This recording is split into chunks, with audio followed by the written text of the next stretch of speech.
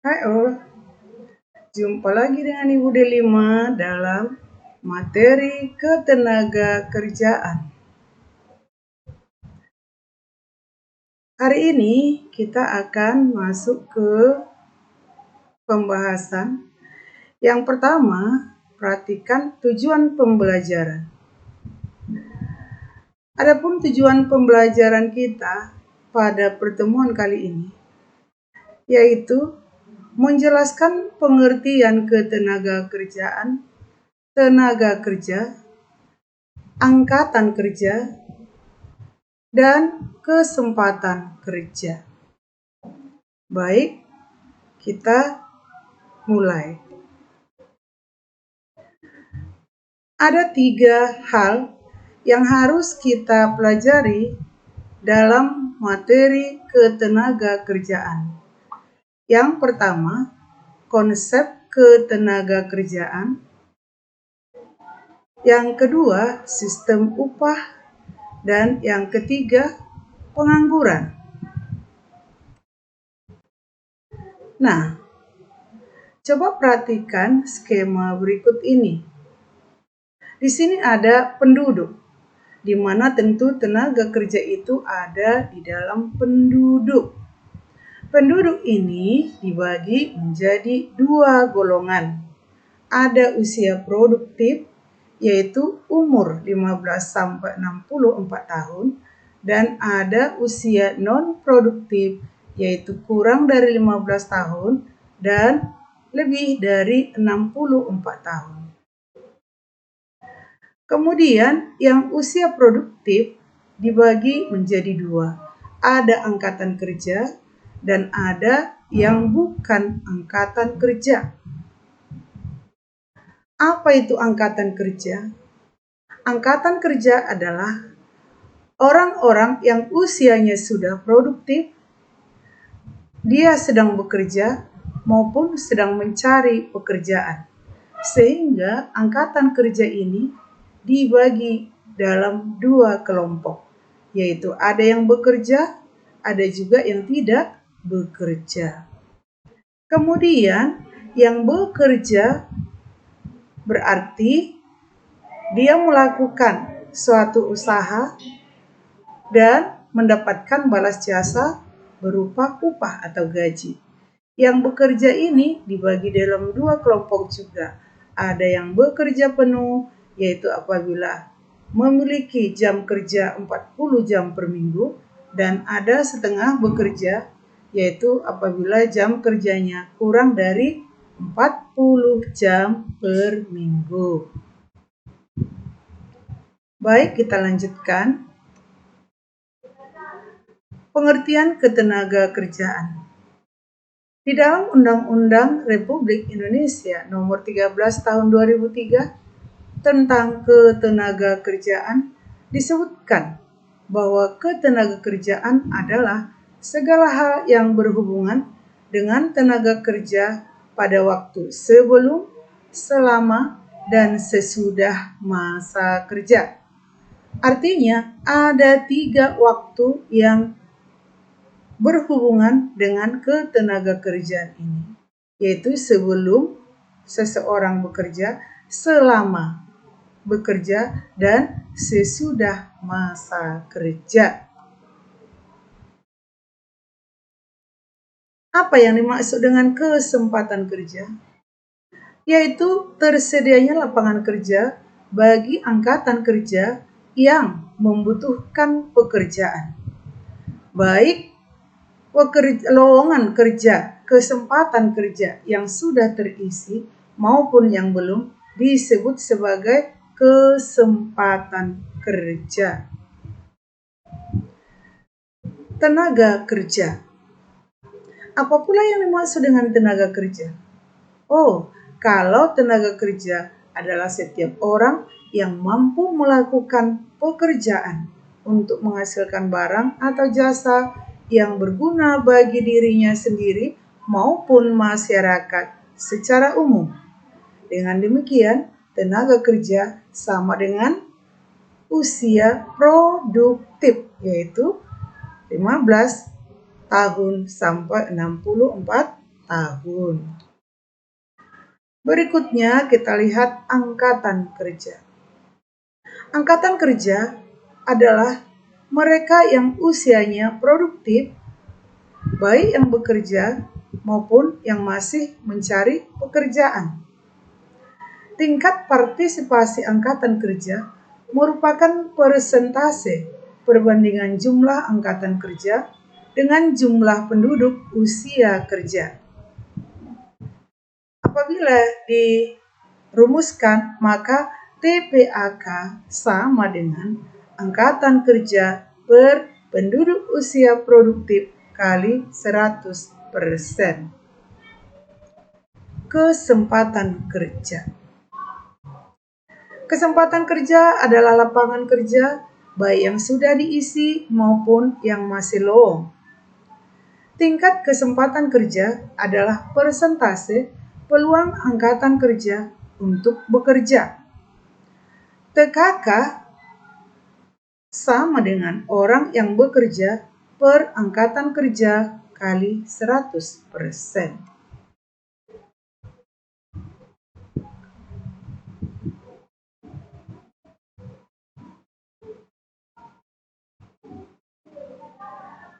Jenis-jenis tenaga kerja. Tenaga kerja dibagi menjadi 3. Ada tenaga kerja terdidik, seperti dokter, guru, akuntan, dan lain-lain. Lalu apa itu tenaga kerja terdidik? Oh iya, tenaga kerja terdidik adalah tenaga kerja yang untuk mendapatkan pekerjaannya, dia harus melalui tingkat pendidikan khusus. Yang mana hal ini tentu dibuktikan dengan memperoleh surat tanda tamat belajar atau yang dikenal dengan ijazah, sebagai bukti bahwa dia sudah menyelesaikan tingkat pendidikan khusus. Nah, kemudian tenaga kerja terlatih, yaitu tenaga kerja yang untuk mendapatkan pekerjaannya harus melalui pelatihan-pelatihan. Apakah itu latihan sendiri, ya, pedagogik, ataupun pergi ke kursus, magang, training, dan lain sebagainya. Seperti apa contohnya? Oh, ada driver, salon, montir, ya, dan misalnya tukang servis gadget. Kemudian ada tenaga kerja tidak terdidik dan tidak terlatih, yaitu orang-orang yang untuk mendapat pekerjaan tidak perlu harus menyelesaikan tingkat pendidikan tertentu, juga tidak harus mempunyai keterampilan yang bisa diperolehnya dari pelatihan-pelatihan, melainkan asal sehat saja, punya tenaga, maka dia dapat bekerja. Sebab yang dibutuhkan di sini adalah tenaganya, ototnya. Maka dapat kita ambil contoh seperti kuli bangunan, kuli panggul, dan lain sebagainya.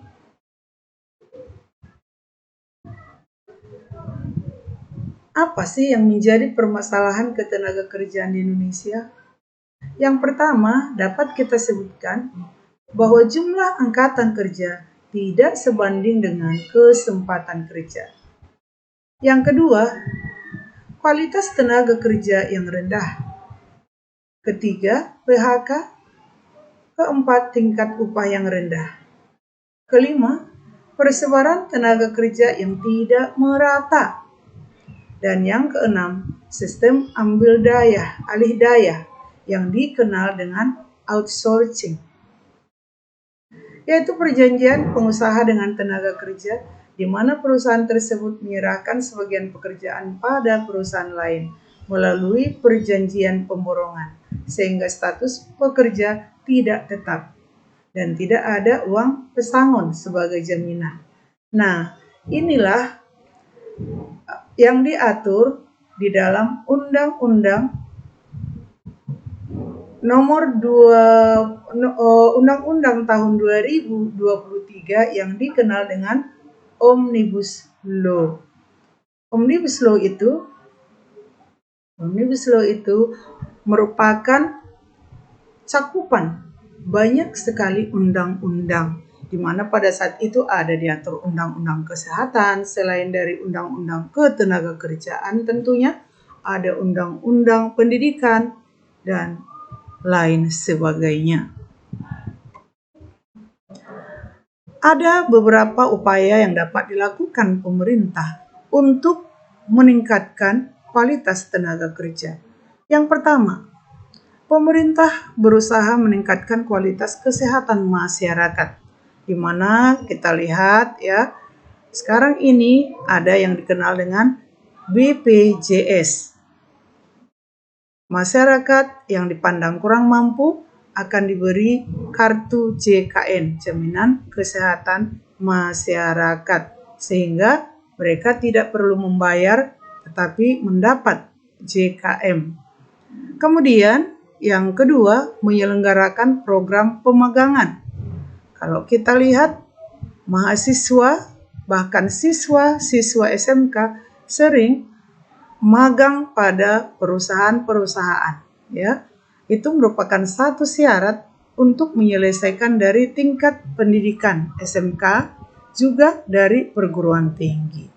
Kemudian memberdayakan balai latihan kerja secara optimal. Kemudian lagi, pihak swasta juga dapat memberi kontribusi dalam meningkatkan kualitas tenaga kerja. Seperti apa misalnya? Ya, memberi pelatihan secara berkala terhadap karyawannya, memberikan reward dan sanksi yang jelas kepada karyawan, diberikan bonus atau reward tadi kepada karyawan yang berprestasi, dan diberi sanksi kepada karyawan yang belum dapat meningkatkan kualitas dirinya, kemampuannya, atau keterampilannya. Mungkin ditunda kenaikan gaji, dan lain sebagainya.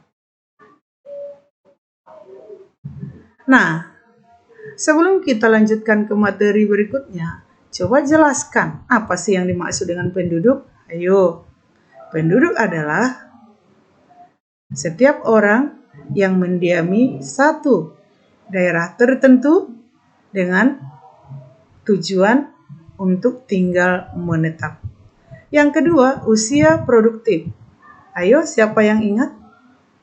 Betul, usia produktif adalah mereka yang usianya berada pada 15 tahun sampai 64 tahun.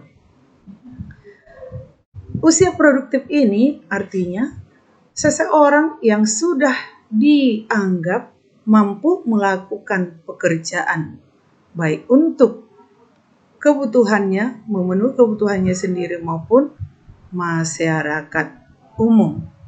Kemudian yang ketiga di sini ada usia non-produktif, berarti usia di bawah 14 tahun yang masih disebut anak-anak, dan usia yang sudah lebih dari 64 tahun, yaitu para manula atau pensiunan. Kemudian yang keempat, angkatan kerja. Ayo, siapa yang ingat apa itu angkatan kerja? Bagus, angkatan kerja adalah orang-orang yang usianya produktif, mereka bekerja, dan ada juga yang masih sedang mencari pekerjaan. Kemudian, bukan angkatan kerja. Ayo, apa pula yang dimaksud dengan bukan angkatan kerja? Nah, yaitu orang-orang yang usianya produktif, mereka tidak bekerja, juga tidak sedang mencari pekerjaan. Loh, mengapa?